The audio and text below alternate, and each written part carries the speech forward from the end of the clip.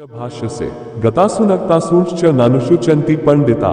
भगवान ने कहा, तुम उन बातों पर शोक कर रहे हो जिन पर शोक नहीं करना चाहिए, फिर भी तुम पंडितों की तरह बातें कर रहे हो। ज्ञानी लोग न मरे हुए के लिए शोक करते हैं और न जीवित के लिए। व्याख्या। भगवान कृष्ण यहाँ अर्जुन को बताते हैं कि वह जिस मोह में फंसा हुआ है वह उचित नहीं है। ज्ञानी व्यक्ति मृत्यु और जीवन के चक्र को समझते हैं और इस पर शोक नहीं करते। आत्मा अजर अमर है और शरीर नश्वर है, इसलिए उसे इस भौतिक संसार के संबंधों और परिणामों पर शोक नहीं करना चाहिए। देहिनोऽस्मिन्यथा देहे कौमार यौवन जरा तथा देहांतर प्राप्तिर्धीरस्तत्र न मुह्यति। जैसे इस शरीर में बाल्यावस्था से यौवन और फिर वृद्धावस्था होती है, वैसे ही आत्मा को एक शरीर से दूसरे शरीर की प्राप्ति होती है। धीर स्थिर बुद्धि वाले व्यक्ति इसमें मोहित नहीं होते। व्याख्या। कृष्ण यहाँ बताते हैं कि जैसे शरीर जीवन के विभिन्न चरणों से गुजरता है, बाल्यावस्था, यौवन और वृद्धावस्था, वैसे ही आत्मा मृत्यु के बाद नए शरीर में प्रवेश करती है। ये जन्म और मृत्यु का चक्र है और धीर व्यक्ति इस सच्चाई को समझता है और इसके लिए शोक नहीं करता। यह वेति हंतार यश्चेन मन्यते हतम उभो तो न विजानितो नायम हंति न हन्यते। जो ये सोचता है कि आत्मा मारता है या मारा जाता है, वह वास्तव में अज्ञानी है। आत्मा न मारता है और न मारा जाता है। व्याख्या। भगवान कृष्ण अर्जुन को आत्मा के अमरत्व का ज्ञान दे रहे हैं। आत्मा न तो किसी को मार सकती है और न ही इसे कोई मार सकता है।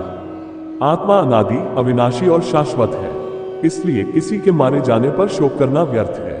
न जायते म्रियते व कदाचिन नायम भूत्वा भविता व न भूय अजो नित्य शाश्वतोय पुराणो न हन्यते हन्यमाने शरीरे। आत्मा कभी जन्म नहीं लेती और कभी मरती नहीं है। यह न कभी उत्पन्न होती है और न ही नष्ट होती है।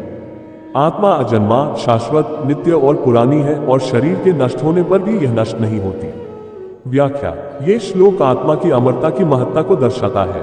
आत्मा का कोई जन्म नहीं है, ये सदा से है और सदा रहेगी। यह शाश्वत और अजर अमर है और शरीर के मरने पर भी आत्मा का कोई नाश नहीं होता। इसलिए आत्मा के लिए शोक करना मूर्खता है।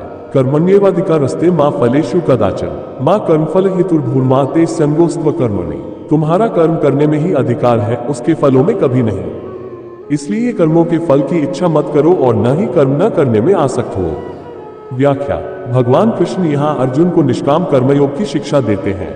मनुष्य का अधिकार केवल कर्म करने में है, उसके परिणाम पर नहीं। हमें बिना फल की चिंता किए अपना कर्तव्य निभाना चाहिए। फल की इच्छा रखना हमारे कर्म का सही उद्देश्य नहीं होना चाहिए। साथ ही कर्म करने से पीछे हटने का विचार भी नहीं करना चाहिए। प्रजहति यदा कामान सर्वान् पार्थ मनोक्तान् आत्मनिवात मना तुष्टः स्थितप्रज्ञस्तदुच्यते। भगवान ने कहा, हे पार्थ, जब कोई व्यक्ति अपने मन की सभी इच्छाओं का त्याग कर देता है और आत्मा में ही आत्मा के द्वारा संतुष्ट रहता है, तब वह स्थितप्रज्ञ कहलाता है। व्याख्या। ये श्लोक स्थितप्रज्ञ व्यक्ति के गुणों का वर्णन करता है।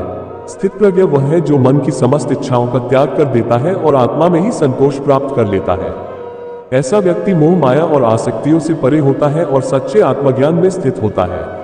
इस प्रकार अध्याय 2 में भगवान श्री कृष्ण आत्मा की अमरता, निष्काम कर्म और स्थितप्रज्ञता का महत्व बताते हैं। यह अध्याय जीवन के सत्य और धर्म के पालन की दिशा में मार्गदर्शन करता है।